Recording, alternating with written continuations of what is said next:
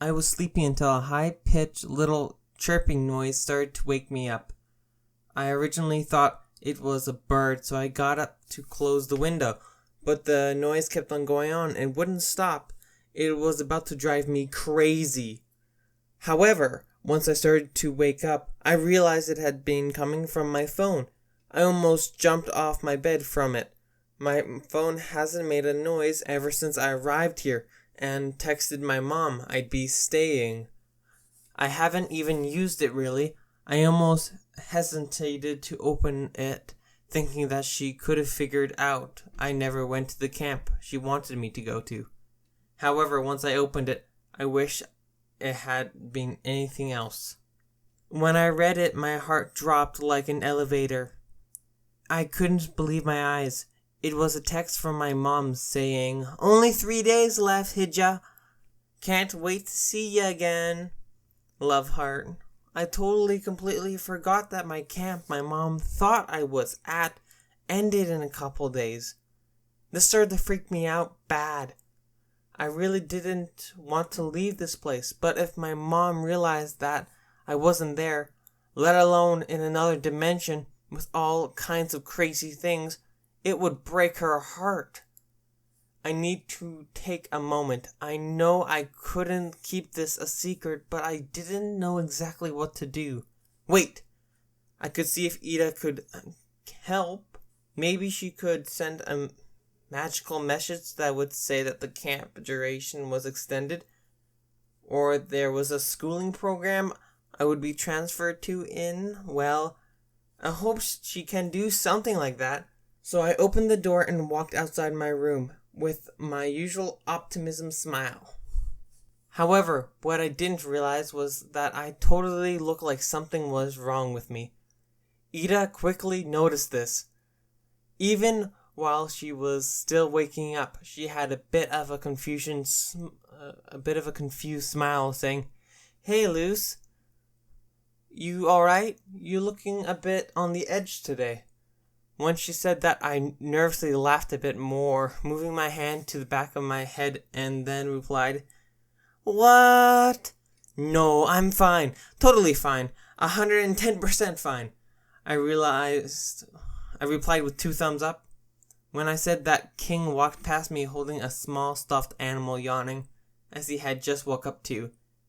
He gave me a small glance and said, "You don't look 110% fine. What's wrong, Liz?" A ruler must look after his subjects, you know. As soon as he said that, I picked him up off the ground, holding him for a moment before going to the couch and sitting down. After being here for all this time, King had accepted the fact that I would pick him up at any opportunity. Especially at this time, his comforting feelings helped me. I finally got the strength to say, "Well, my mom just sent me a message. I have to go home soon. Only problem is I really don't want to leave." When I said that, I looked over to Ida with a pair of worried eyes. I was really hoping that she could do something to help. Ida took a sip from her cup and then said, "Well, Liz, she's your mom. You've got to listen to her. I wouldn't mind being charged with kidnapping throughout the dimensions. I'd do it in a second, but I'd break her heart if you didn't go back home." Once she said that, my eyes widened and I could feel a couple tears falling. I didn't want to leave this place. I didn't want to leave my friends. I really didn't want to leave Ida and King. I wiped my tears off my sleeve, but I knew Ida was right, so I placed King next to me on the couch and stood up saying, "You're right. I really shouldn't have had the thought to stay here and hurt my mom like that. I really want to continue my witch training, but I guess it will have to wait. Would you be able to make some sort of magical mirror or portal so we can talk and see each other through dimensions?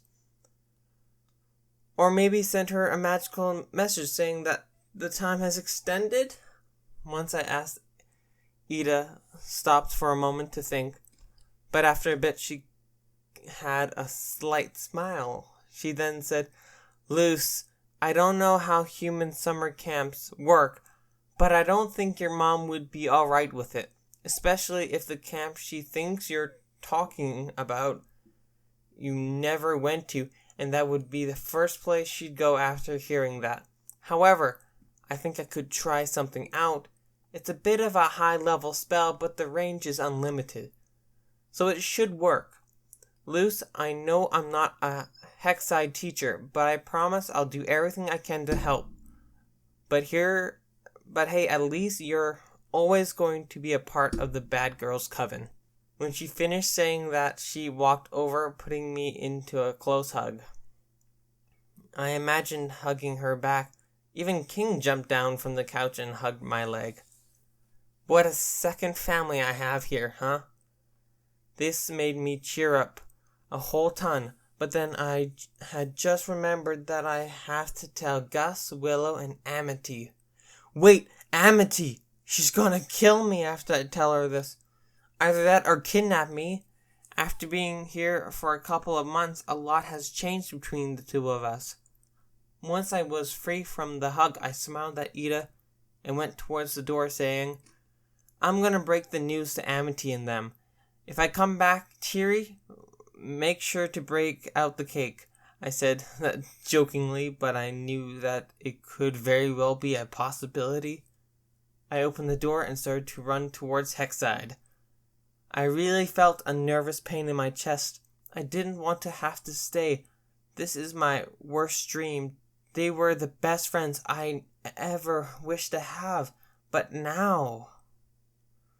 Well, I shouldn't get caught up in this.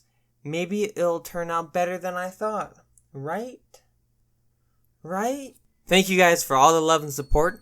If you guys could, please hit that like and subscribe button. Tune in for the next video. Bye-bye.